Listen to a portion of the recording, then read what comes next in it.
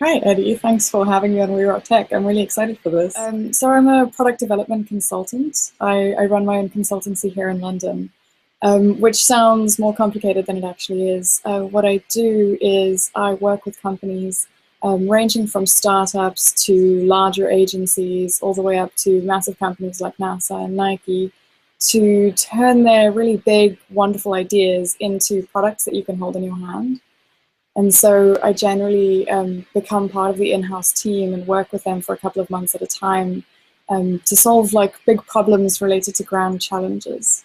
I think I see myself as a generalist. And I think in this tech economy, it's really easy for people to specialize in on one skill, that you can be an absolutely kick-ass Swift developer, or you can be a really talented graphic designer, or you can specialize in motion design. But I think I really enjoy the idea of using all of these bits and pieces together and using them to stitch them together to solve problems on a larger scale. And so I think one of the things that I've really put a lot of time into figuring out how it works is solving these challenges on the largest scale rather than on the small scale where we start out at like university, where you're taught to solve one small problem using one small skill.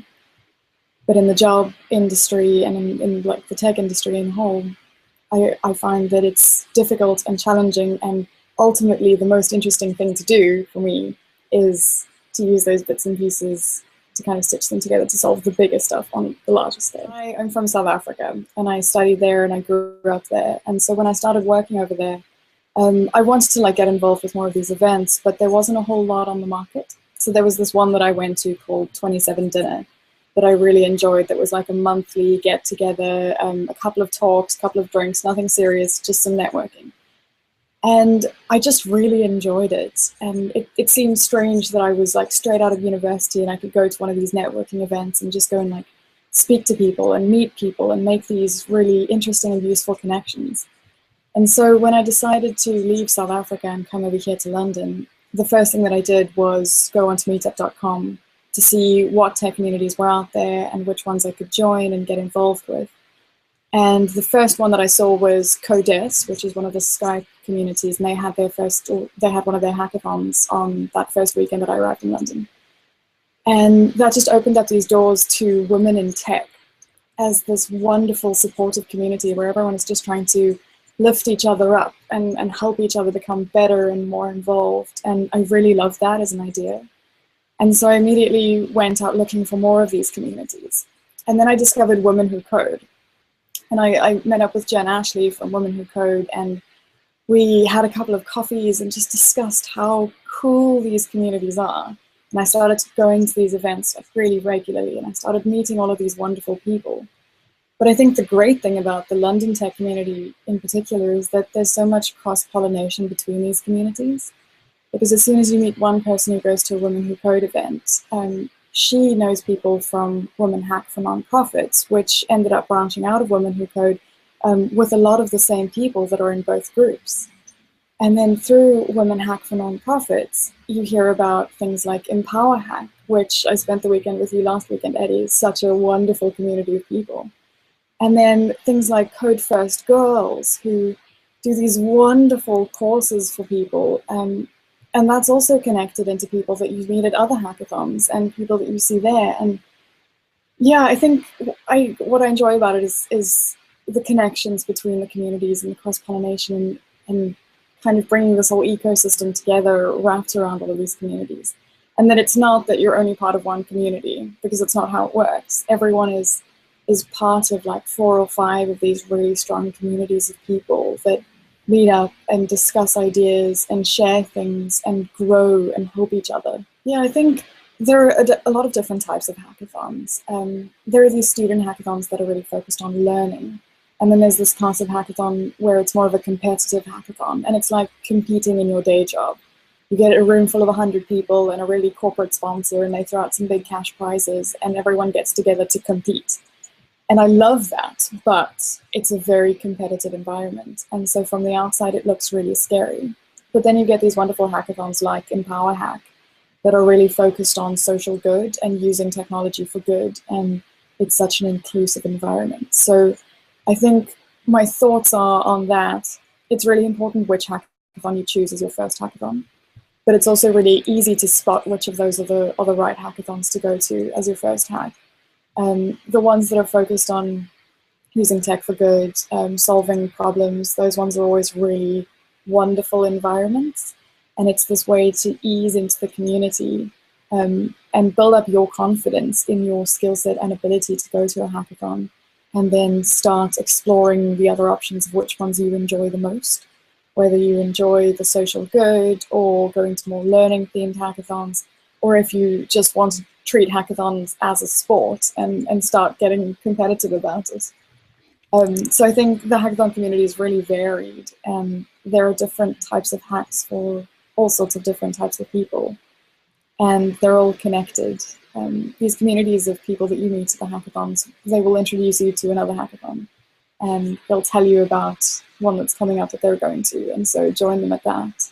But I think it's also really important to note that you don't need to know anyone going into a hackathon. It's totally okay for you to just show up. With that, you just need to have a little bit of confidence to go and speak to anyone at the event and ask if you can join their team. And I think the biggest secret that I've learned from hackathons is that it does not matter who you work with. You'll still just make a great team. It's up to you to work hard and be nice to the people that you're working with, and then automatically you'll be in a really good team. I do enjoy going to hackathons, and I do enjoy trying to win them. I think the biggest secret is trying to find out what they want out of the hackathon. There are a lot of different types of hackathons, like I've mentioned, but all of these different hackathons have different organizers that want different things out of the hackathons. So someone like EmpowerHack would want a finished product that would do social good. Someone like TechCrunch wants a hack that makes a really good headline and it's using cool technology in a great way. They want to tell a story through that. Someone like NBC wants technology to make their products better. Someone like Deloitte wants technology that they can incubate and create a cool fintech product. So it's really important to know what the point of the hackathon is before you start building your product, because you'll have some great ideas, but it might not take you to that winning level because they're looking for something really specific. And with a lot of hackathons, there are always corporate sponsors, people that provide access to their API and then award prizes for that. And the most common thing that happens at hackathons is you come up with this idea, and then at about 11 p.m. on the first night, you're like, oh, I need to include some APIs. Let's go and look at the list and see what I can quickly integrate. And that doesn't really work out in terms of winning a hackathon. It's better to start with that mentality of whose technology can I use in a really cool way to do something that's beneficial to humanity. That's actually what they're looking for. Yeah, I've given a couple of workshops with CodeFirstGirls as well. So my day job is 10 to 6, so I've got those hours that are kind of solidly to one side. But then evenings and weekends are always available, which I shouldn't do, but I do because I love it. I tend to go to at least 1 or 2 events a week. Things like this week I went to go see Vincent Dignan talk about growth hacking, and that was fascinating. And I'm not a marketer, I don't do much marketing, but going to a marketing event is so fascinatingly interesting, and you always learn things that you didn't know. So I enjoy going to events like that where you pick up new skills. Then I also really enjoy doing a lot of networking events, meeting up with people, going out for dinners with people. That's always a good thing because you always meet people and make connections there that are really useful. But then on top of that, I also really enjoy the creative side projects. And it's really important for me to put time aside to go and do that. Like you mentioned, I love photography and I love videography. And so a Saturday morning, I'll also put aside and go and explore London and just go take some cool photos and go and be a little bit creative and go and do some fun things. Or on a Sunday afternoon, just decide I want to make a video and I want to work on my animation skills. And just create some cool animated quotes that I'll then post on Twitter later. And so I think that combination of things in terms of finding new skills, reconnecting with people to figure out how you can use those skills and how you can help them and share your skills with them, in combination with putting aside creative time to cultivate those creative juices and those creative skills, then all of it kind of comes together and makes you better at your day job at the end of the day, I think. I think CodeFirstGirls is a really wonderful organization. I've had only positive interactions with them. About a year ago, I met a guy called Andreas at a hackathon who works for Twitter. And we kind of got talking, and now a year later, we're really good friends and we're actually building a hackathon together. But I think he's been my biggest link into CodeFirstGirls. He's one of their lead instructors. He also just won Instructor of the Month last month, so he's absolutely fantastic. And he introduced me to a lot of the people there and also asked me to help out with one of his courses and give some design workshops with the CodeFirstGirls courses. And speaking to those girls, you just get this sense of how good the organization is and how much it's like tangibly achieving and how much it's changing these girls' lives. And through the conversations that came out of that, I ended up speaking at the CodeFirstGirls conference on their panel, and got to spend the day with the girls and got to speak to everyone that was there. And there were so many inspiring stories that had come out of that, of people that were unhappy in their day jobs. And so they decided to take a CodeFirstGirls course in the evenings and realized how much they loved code and pivoted, and now they own their own startups and things like that that are so wonderful. And exposure to people in the community like June Angelides from Mums in Tech. I had no idea about that, but it's such a great initiative, and I've heard just positive things about it. And it's things like CodeFirstGirls that bring all of these little bits of the community together and bring people of varying skill sets into a room so that they can kind of like help each other up and kind of provide a leg up, and everyone just kind of gets better and bigger and more wonderful. And it's pretty great. I do listen to a lot of audiobooks. So on my commute every day, it's about half an hour in, half an hour out. And I could just sit on the tube and stare at people pretending that I'm not actually looking at people. Or I can listen to audiobooks, and I find that it's a really productive use of that 1 hour a day to pick up on new skills and learn things and like get to some interesting perspectives. And at the moment, I run a very like small organization. I do contracting work for companies. I've got a couple of startups on the side, but nothing serious. But my future goal is I want to be the CEO of a really big organization that does wonderful things to enable people with technology. And so the thought is, what should I be doing now, today, that'll take me a step closer to that? Because it's not like a leap. I'm not just suddenly going to arrive and be like, oh, yay, now I'm CEO material. It's something that happens with small incremental steps and lots of time and hard work. And so I think that audiobooks are a really good way of getting there quite quickly in terms of the depth of knowledge that you can get out of it and the people that you can get input from. It's almost like listening to people speaking about these great ideas. People like Ben Horowitz and Dan Ariely, and like all of these ideas that you can just get exposure to that influence the way you think and make you think deeper about things and on like a different level. And so audiobooks are fantastic, and I'm going to recommend a couple. You should definitely listen to 0 to 1 by Peter Thiel. It's fantastic. Lean In is a really good one. And yeah, I know that you're just getting started with that book now, but it's a great read. Just in terms of like work-life balance and all of these great things. That's a really good one. The Hard Thing About Hard Things is one of the most fantastic books that I've ever read. That's this really great look into what things look like when things aren't going right. And then another really interesting one is Black Box Thinking. It's all about like preparing yourself and phrasing all of the work that you do in terms of failure, that you're going out to prove something and test something, and you know that it might not work out, and so you prepare yourself for that and document your journey towards that point so that you can go back and look at the black box and figure out what went wrong so you can do it better next time. Yeah, I've got a blog post of my reading list that I update every once in a while with what I'm reading at the moment, what I'm planning on reading next. But I've also got a long list in my wish list on Amazon of all of the books that I'm waiting to read at the moment. My limit is I only do 3 books at a time. More than that's too much, and then I can't like think in all of the different places. So 3 books at a time.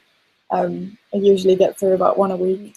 So I think on my journey to get here, I started out at an agency in South Africa. And then I moved over to London and I worked at an incubator and accelerator. And for the last 6 months, I've been working with the Open Space Agency and NASA doing contract work for that. And so I think there's this wonderful gap in my skill set in terms of working with a large organization. And so my next immediate step is I'm going to go join the team at Twitter for 6 months to go and work on TweetDeck as a product, which I'm incredibly excited about. And I think it's this wonderful opportunity to grow as a product designer and to teach myself how to work in these larger organizations and with these teams and how that dynamic works. So I'm really excited about that. After that, I really want to consider if that's the right time to launch a large-scale startup. That's the big idea. And like everyone always says, you should dive in now, dive in immediately. And I've got a couple of startups on the side that I don't think it's quite the right point yet. So that's my kind of, I've set a 6-month deadline that at that point I need to take a step back, evaluate, is this the right moment to dive in with all of my time and resources into that big idea? If not, EF is something that I'm always looking at considering. I think it's a really interesting program. They do some really cool things. But over the next couple of years, I really want to focus on speaking at more conferences and getting involved with that and submitting papers and going to speak at these conferences. And I'd really like to speak at something like WIDE or at TechCrunch or at one of these like really great conferences and sort of position myself as the force to be reckoned with in the tech industry and kind of like get my name out there and do that. And also one of my other plans for this year, hopefully I'll get it done within the next year, is to write a book. And so I've started outlining that as a concept of how do you hit the ground running in your career? Like it's all great and well, like you study, you get a degree, or you just dive straight in, or you teach yourself how to do it. There are lots of different ways to enter the workplace. But once you get in, how do you go from being a junior to being a senior? And how do you interact with the people that you work with in order to get to that point? I think I just want to say that you're doing really cool things, and I'm really excited to see how many women are inspired to get into technology after seeing this wonderful series of podcasts that you're putting together. And I think the biggest thing for everyone to remember is it's all about confidence. And it's all about taking that leap and just knowing that you're smarter than you think and you're brighter than you believe and you can do much more than you think you can.